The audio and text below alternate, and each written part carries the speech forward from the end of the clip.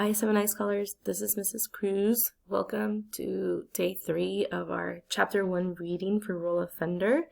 If you read along with us yesterday, we know that today is an exciting reading because we get to see what happens on our first day of school. So, as I've been telling you, the purpose of today's reading is to do the Wednesday's suggested homework with you or suggested task with you. So we're going to be reading pages 16 and 23 together and answering the third text-dependent question. Also today, just kind of a heads up, I will be opening up the discussion board very soon so that you can see start deciding what your two options will be. Remember, as far as today's or this week's discussion goes, you have two options. So you could post directly on the link that not the link, but I guess the discussion question that I post. You can post directly there. I want you to think of one of your unanswered questions and also reply to two classmates' questions on Google Classroom. You also have option B, which is to attend tomorrow's Zoom session. It's going to be at 1:30 for periods 3 and 5, and it's going to be at 2 for periods 4 and 6. So remember, those two options in order to do that.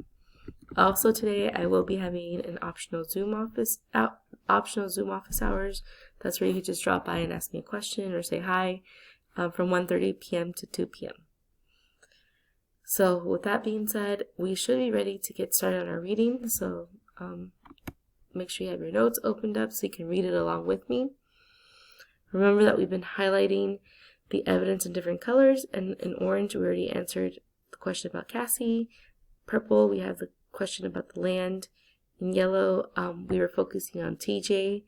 And then the last question that we have for our reading is, why does little man get in trouble and why does he do this? And then remember that we were practicing highlighting where we leave off. So today's homework, we said that we're going to leave off on page 23. So I'll be looking for page 23 first. So let's look at page 23.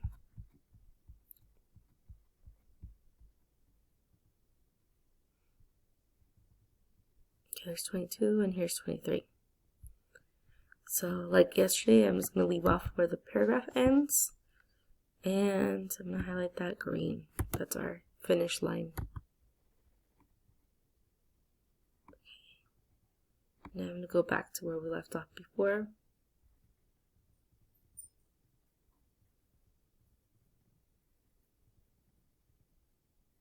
Here it is.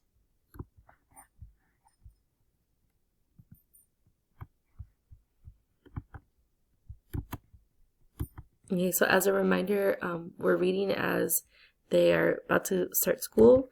We know that the building that's being described was a big comparison compared to the white school that they just compared. So let's see what happens. The class buildings, with their backs practically against the forest wall, formed a semicircle facing a small one-room church at the opposite edge of the compound. It was to this church that many of the school students and their parents belonged. As we arrived, the enormous iron bell in the church belfry was ringing vigorously, warning the milling students that only 5 minutes of freedom remained. Little man immediately pushed his way across the lawn to the well. Stacy and TJ, ignoring the rest of us now that they were on school grounds, wandered off to be with the other 7th grade boys, and Christopher, John, and Claude rushed to reunite with their classmates of last year. Left alone, I dragged slowly to the building that held the first four grades and sat on the bottom step. Plopping my pencils and notebook into the dirt, I propped my elbows on my knees and rested my chin in the palms of my hands. "Hey, Cassie," said Mary Lou Oliver, the principal's daughter, as she flounced by in a new yellow dress. "Hey yourself," I said, scowling so ferociously that she kept on walking. I stared after her a moment, noting that she would have on a new dress. Certainly no one else did. Patches on the faded pants and dresses abounded on boys, and girls come so recently from the heat of the cotton fields. Girls stood awkwardly afraid to sit, and boys pulled restlessly at starched high-button collars. Those students fortunate enough to have shoes hopped from one foot to another. Tonight, the Sunday clothes would be wrapped in newspaper and hung for Sunday and the shoes would be packed away to be brought out again, only when the weather turned so cold that bare feet could no longer traverse the frozen roads. But for today, we all suffered. On the far side of the lawn, I spied Mo Turner speeding toward the 7th grade class building and wondered at his energy. Mo was one of Stacy's friends. He lived on the Montier plantation, a 3.5-hour walk from the school. Because of the distance, many children from the Montier plantation did not come to great faith after they had finished the 4-year school near Smellings Creek. But there were some girls and boys, like Mo, who made the trek daily, leaving their homes while the sky was black and not returning into all the blackness again. I don't think my feet would have wanted that badly for me to be educated. Okay, so I'm going to pause really quick just to kind of reflect. So it's kind of describing a lot of the difficulties that a lot of these children have in her school. So we have the fact that, a lot of children are poor because it describes the fact that not everybody has shoes. Even the condition of their clothes is not always the greatest. I also see that, she's describing Mo, who has to make a huge walk to school. And so many children from that plantation don't go to school. And it's rare for someone like Mo to continue making the walk every day. Let's keep going, though. The chiming of the second bell began. I stood up, dusting my bottom, as the first, second, and third and fourth graders crowded up the stairs into the hallway. Little man flashed proudly past, his face and hands clean and his black shoes shining again. I glanced down at my own shoes, powdered red, and raising my right foot, rubbed it against the back of my left leg, then reversed the procedure. As the last gong of the bell reverberated across the compound, I swooped up my pencils and notebook and ran inside. A hallway extended from the front to the back of the door of the building.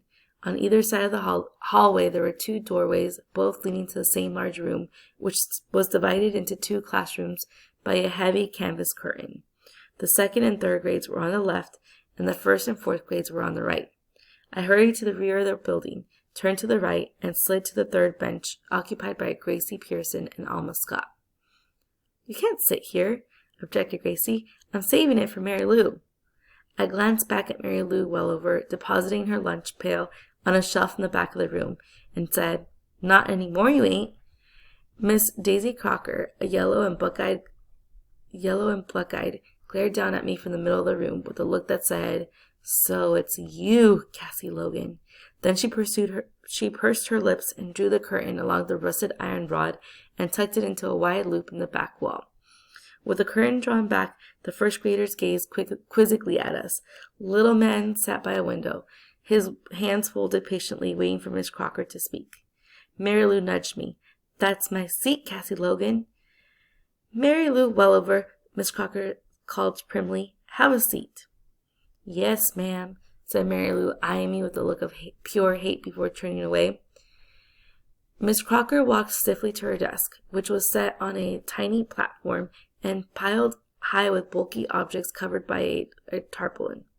She rapped the desk with the ruler, although the room was perfectly still, and said, "Welcome, children, to Great Faith Elementary School."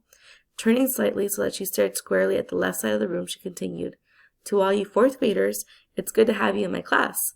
I'll be expecting many good and wonderful things from you." Then she addressed the right side of the room. She said, "And to all of our little 1st grade friends, only today starting on the road to knowledge and education, may your tiny feet find the pathways of learning steady and forever before you." Already bored, I stretched my right arm on the desk and rested my head in my upraised hand. So just pausing here really quick, I think it is important that we know that we're still learning about Cassie. So even though we technically already answered the question in orange, I'm going to go ahead and continue to highlight some things if I notice it in orange. Okay, so I think right here we see that she's already giving, she's not afraid to speak her mind because they try to shoo her away from a seat and she says, "Not anymore, you ain't." So I think that kind of tells me that she's not afraid to stand up for herself. And then the fact that she's barely starting school and she's already bored, that also tells me the type of person she is. We're already getting the idea that she doesn't really love school, so I'm going to highlight that too. Okay, let's keep going. Miss Crocker smiled mechanically, then rapped on her desk again.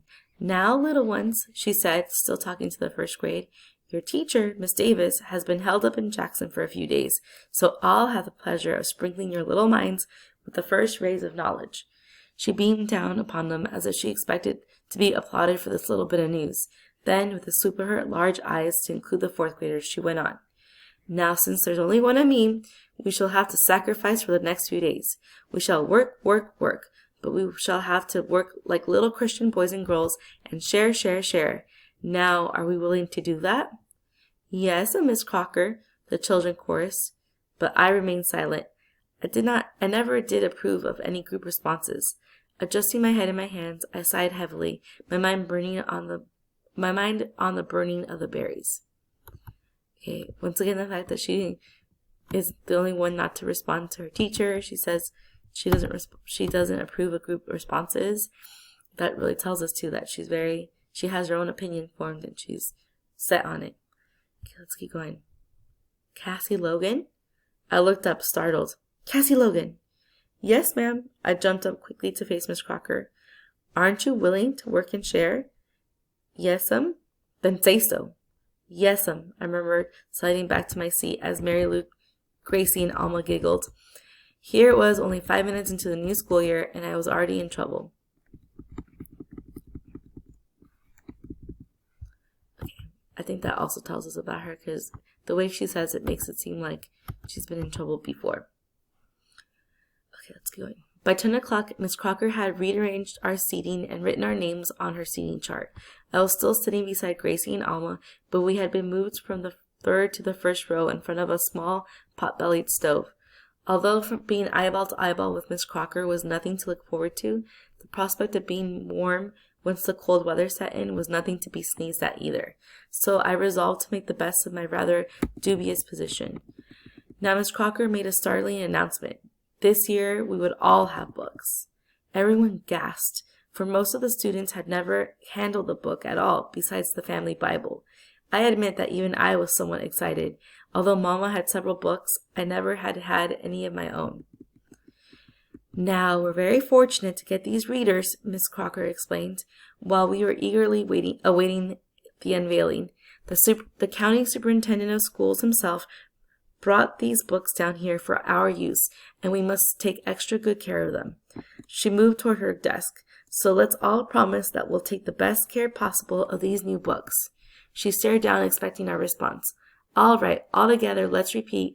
We promise to take good care of our new books. She looked sharply at me as she spoke.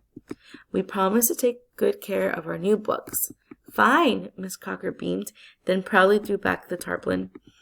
Sitting so close to the desk, I could see that the covers of the books, a motley red, were badly worn, and that the gray edges of the pages had been marred by pencils, crayons, and ink.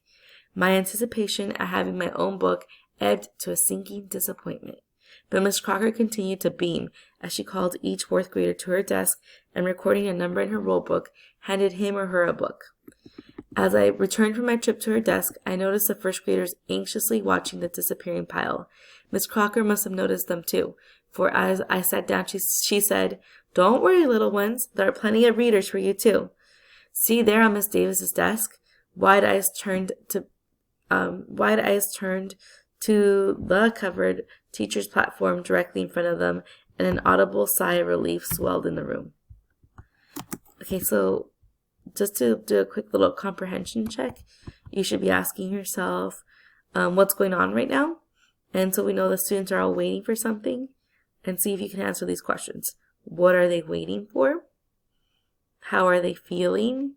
And how's Cassie feeling right now? Okay, so to answer those questions, they're waiting to get books. For the most part, they're all feeling really excited because a lot of them have never owned their own book. And Cassie already has a feeling of disappointment because she notices when she gets her book that it's not new like she expected, but it's used and already worn.